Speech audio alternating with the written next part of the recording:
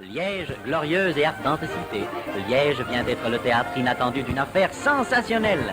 Liège, nous livreras-tu le secret de la veuve Becker? Qui donc fera parler les morts? C'est ce que se demande l'opinion publique.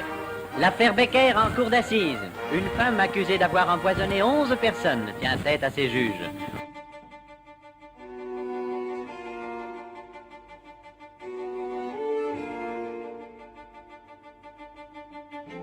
Marie Petitjean, veuve Becker.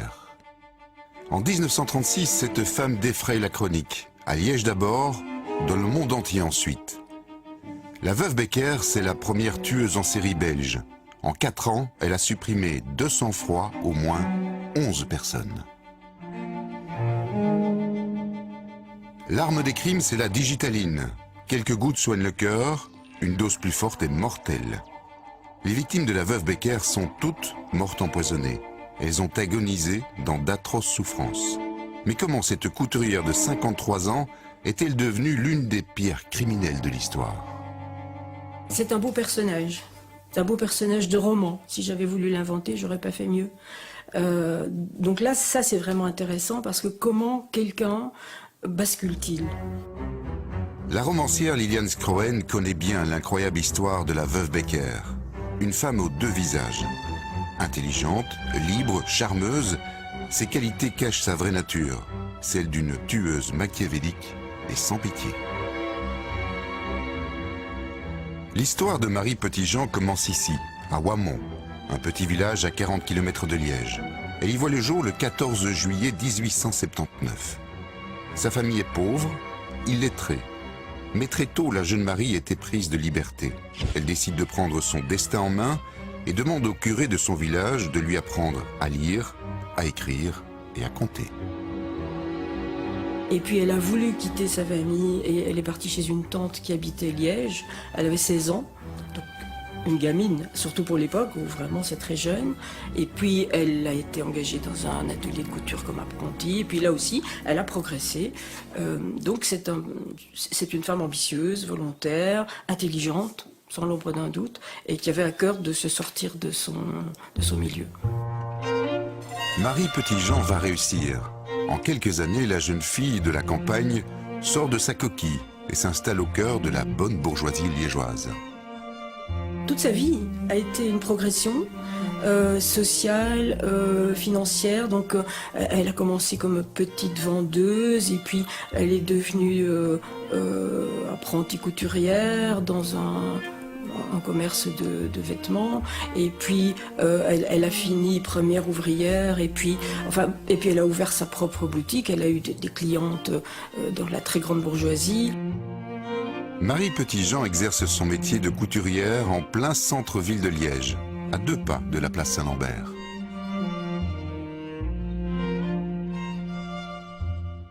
Aujourd'hui encore, ce quartier est celui des stylistes, des ateliers de couture, des modistes. Marie Petitjean va y vivre à 100 à l'heure, bien loin des carcans de son époque. Donc elle s'est mise à sortir et elle a découvert les cafés-concerts, la vie de la nuit. Il paraît qu'elle adorait danser. Son amant dirait, son jeune amant, le dernier, dira qu'elle était frénétique sur les pistes de danse autant qu'au lit. Donc elle était en effet libre de s'amuser. Et donc elle s'est amusée en effet. Cette femme éprise de liberté va choisir à 27 ans de se marier. Elle épouse un certain Charles Becker. Les affaires vont bien, elle dirige son propre atelier de couture. Mais en 20 ans de mariage, elle ne change rien à ses habitudes. Elle reste une femme libre et scandaleuse, qui ne cache même pas sa relation avec son jeune amant. Et puis tout s'est écroulé au moment de la mort de son mari, à peu de choses près, qui a coïncidé avec une faillite, qui a coïncidé avec la possibilité d'entretenir, le désir d'entretenir un homme qui avait 20 ans de moins qu'elle. Et à ce moment-là, c'était la chute, et ça, elle n'a pas pu l'accepter, donc elle a trouvé d'autres moyens. La désormais veuve Becker a donc perdu son mari et son magasin. À 54 ans, pour gagner sa vie, elle devient dame de compagnie et garde-malade pour d'anciennes clientes. Mais cette activité ne rapporte pas assez pour continuer à sortir, faire la fête et entretenir son amant. C'est là, sans doute, que tout bascule. Marie Becker ne veut lâcher aucun de ses rêves. Elle commence à voler. Sa seule morale, c'est elle.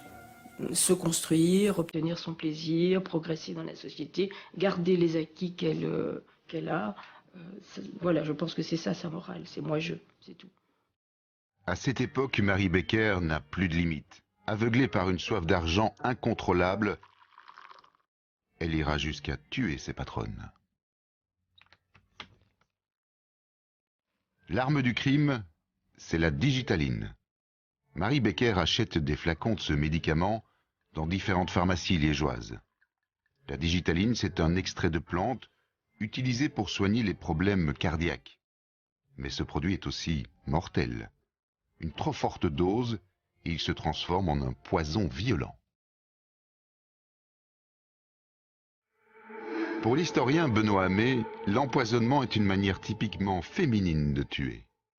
Très naturellement, Marie Becker se rendait chez des femmes de la bourgeoisie liégeoise. Elle discutait, elle s'entendait bien avec elles.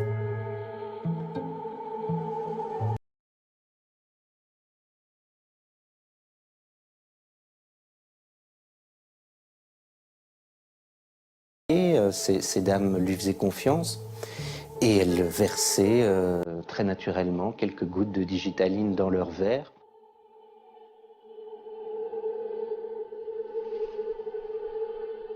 Donc, j'invite une amie chez moi ou je me rends chez elle, on va prendre une tasse de thé ensemble, il n'y a aucun problème.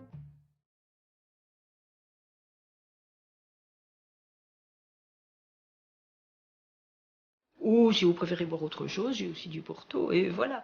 Donc c'est comme ça que ça se passait, vraiment dans une relation amicale, je dirais.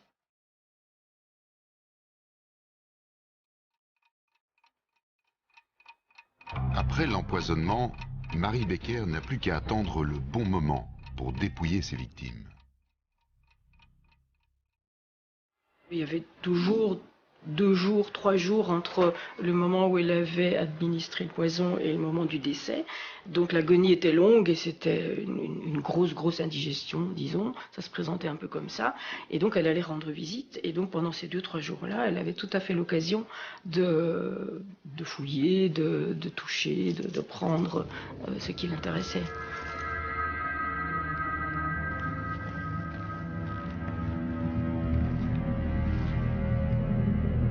Et elle mourait après quelques heures, parfois plus.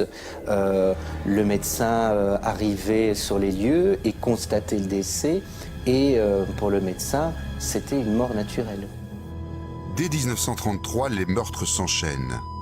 Pour Marie Becker, tuer devient une routine.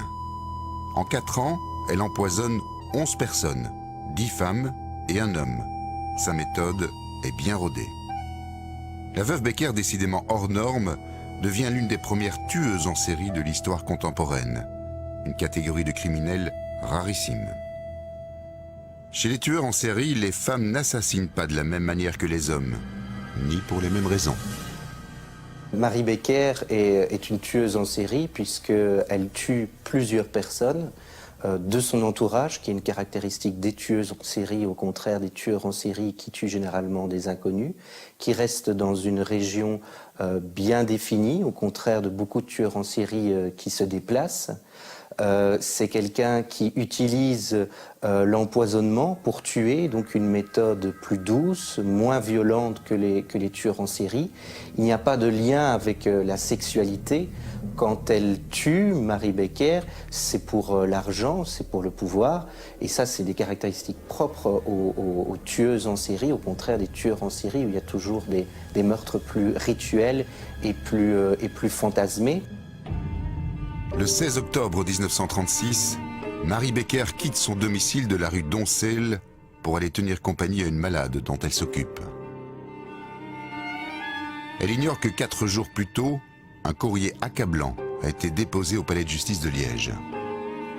Une lettre anonyme a désigné Madame Becker en expliquant qu'elle avait sans doute empoisonné un certain nombre de personnes et qu'elle se rendait chez sa future victime.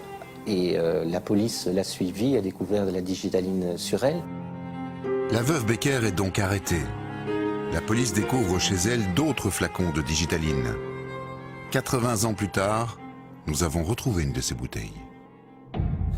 C'est une des 15 ou 16 flacons qu'on a retrouvés chez elle au cours de l'enquête.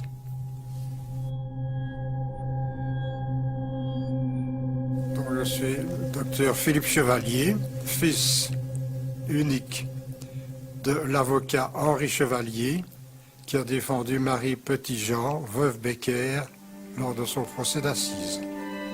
Ce procès s'ouvre le 7 juin 1938 au palais de justice de Liège. Grâce à la presse, la photo de l'accusé a fait le tour du monde. Et dans la famille Chevalier, Marie Becker occupe une place particulière. On ne voit qu'une minime partie de la cour d'assises. On voit mon père, on voit la veuve Becker qui rétorque à un témoin ou qui se défend de l'accusation, à des deux gendarmes qui l'accompagnaient et qui la regardent d'un air très sévère. Le public qui se presse et qui veut garder sa place et qui n'hésite pas à rester des heures et même à pique-niquer dans la salle d'assises pour ne pas perdre une seconde, une minute du procès. Et on a vu également parmi le public de la cour d'assises ce qu'on a appelé l'homme au turban. C'était un hindou, je pense, et qui est venu assister au procès. Il y a des gens du monde entier qui sont venus, des envoyés spéciaux de tous les journaux de la planète, à peu de choses près, en tout cas de tous les continents. Ça a fait une couverture médiatique étonnante pour l'époque, avec un des premiers directs entre Bruxelles et Liège, avec des kilomètres de câbles et un camion pour permettre les captations, etc. Oui, c'était vraiment, ça a attiré les foules, ça c'est sûr.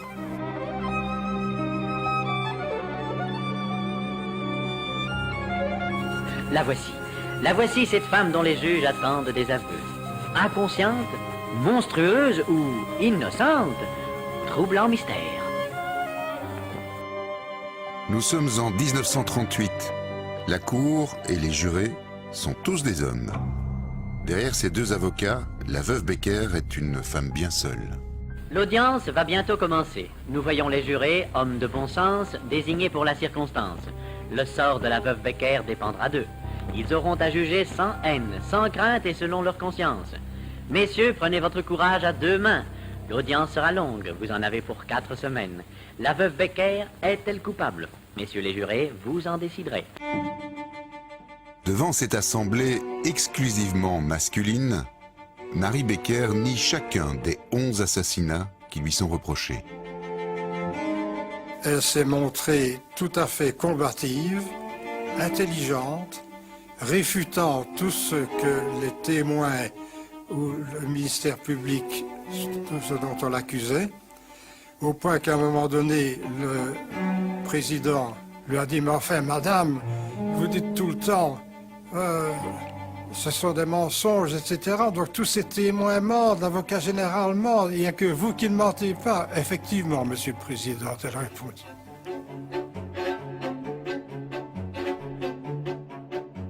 Pour la défense, Marie Becker est innocente. La digitaline aurait été destinée à son usage personnel. En tout cas, les experts n'ont pas pu prouver que les victimes sont mortes empoisonnées.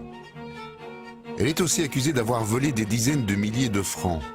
Mais pour se présenter aux assises, la veuve Becker n'aurait même pas eu de quoi s'acheter un chapeau.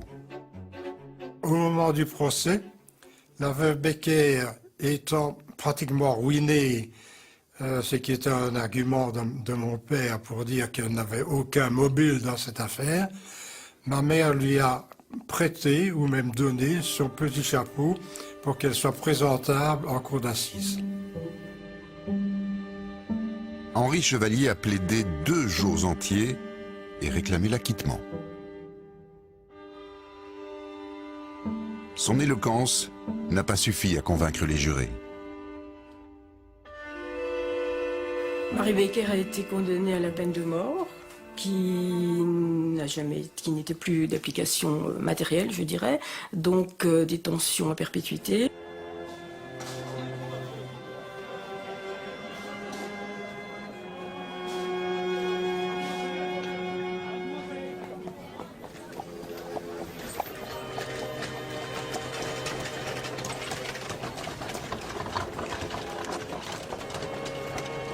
elle est morte en prison, à la prison de Forêt, en 1942. On était quand même en pleine Deuxième Guerre mondiale. Il y avait beaucoup d'autres morts à déplorer, malheureusement. Donc les gens avaient d'autres soucis aussi que de s'intéresser au devenir d'une criminelle, fût-elle hors norme. Marie Becker est donc morte dans l'anonymat le plus complet. Un comble pour cette personnalité hors du commun, cette femme libre, indépendante, en avance sur son temps, mais aussi meurtrière sans pitié. L'une des plus célèbres tueuses en série de l'histoire. C'est une tueuse en série, ça c'est clair. Mais je pense qu'on lui a finalement reproché ses mœurs dissolues, au moins autant qu'on lui a reproché les meurtres qu'elle a commis, et qu'elle n'aurait peut-être pas commis si elle n'avait pas eu un jeune amant qu'il fallait entretenir. Et voilà, donc les deux étaient très liés. Et on a dit d'elle que c'était une perverse, qu'elle n'avait aucune moralité, ce qui était vrai. C'était une femme libre et libérée qui aimait de toute évidence le sexe et l'aventure.